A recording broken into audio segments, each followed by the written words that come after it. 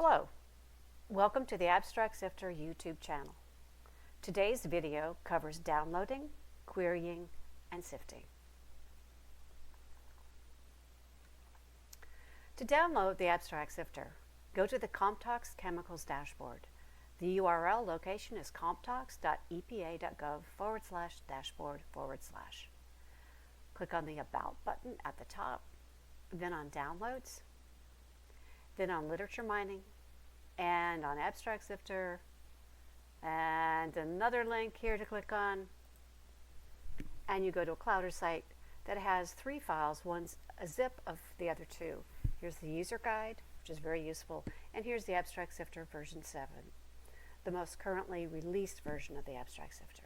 So I'm going to click on that and download it and put it here into a folder. And now I'll go to that location and I have my Abstract Sifter. To open it, you just double click on it, and here I have to apologize to the Mac users among you. This does not work on a Mac. I'm sorry, you need Windows machine with Excel. So now I'm opening the Abstract Sifter. It is an Excel file. Yes, so I'm getting this little protected view error. Let me show you how to fix that in case you get that too. So I'm going to left click on the Abstract Sifter, go to Properties, and click Unblock. This blockage just started happening to me, and so that's what I have to do when I download files now. So now I'm going to open up the Abstract Sifter. I don't know why that comes up. And here I'm at version 7. I opened up to the main sheet. You can notice down here the abstractor consists of a number of sheets in this Excel workbook. I'm going to start with the main sheet, and you likely are as well. There's always going to be some data on the sheets when you open it up. That's okay. This is going to be your tool, and you can delete whatever you want. Main sheet you don't need to delete because it deletes automatically when you run a query. So let's jump right in. I'm going to click on Query PubMed. This gives you the capabilities that you would have if you were on the PubMed website. I'm going to put in a query here, and this is what I always use. I'm just going to put in a chemical name. Of course, you can do any kind of query you want. It doesn't have to be anything to do with chemicals. It could be anything that you use PubMed for. I just happen to know this corpus pretty well, so I use it for demonstrations. It tells you how many records are going to come back, and then when you click on OK, it goes. Well, what's happening behind the scenes is the Abstract Sifter sends a command to the e-utilities behind PubMed. That command then gets resolved by the machinery on that side. On the PubMed side, it determines how many records meet the query criteria, and then it sends them back. The PubMed Abstract Sifter then sort of catches them and parses them out and puts each citation from PubMed into one row on the main sheet.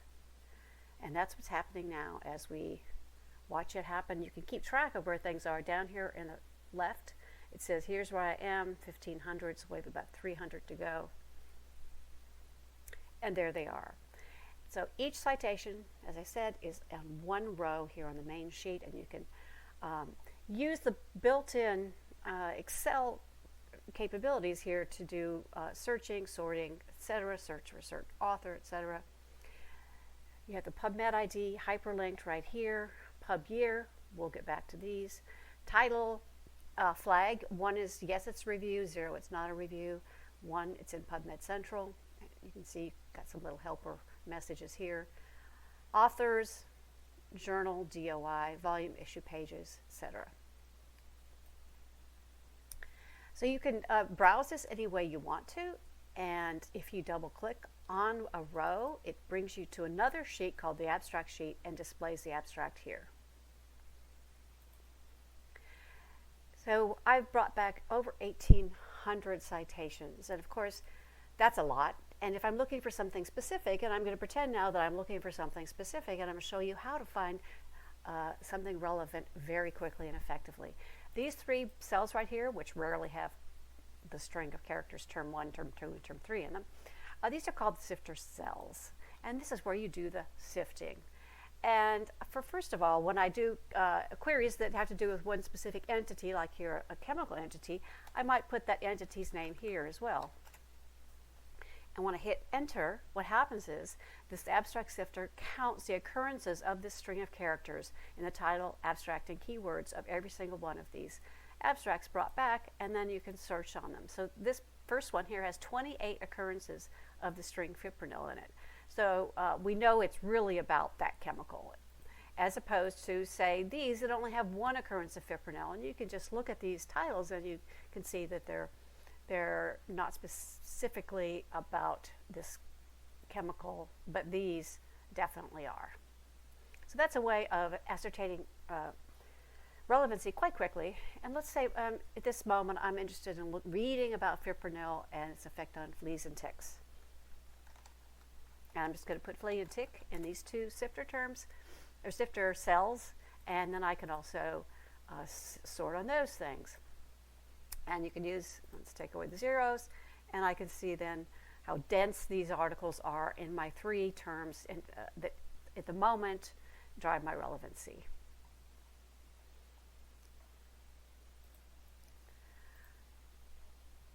And I can change these over and over again. Let's say then I go on and I want to look at about information on dogs and cats.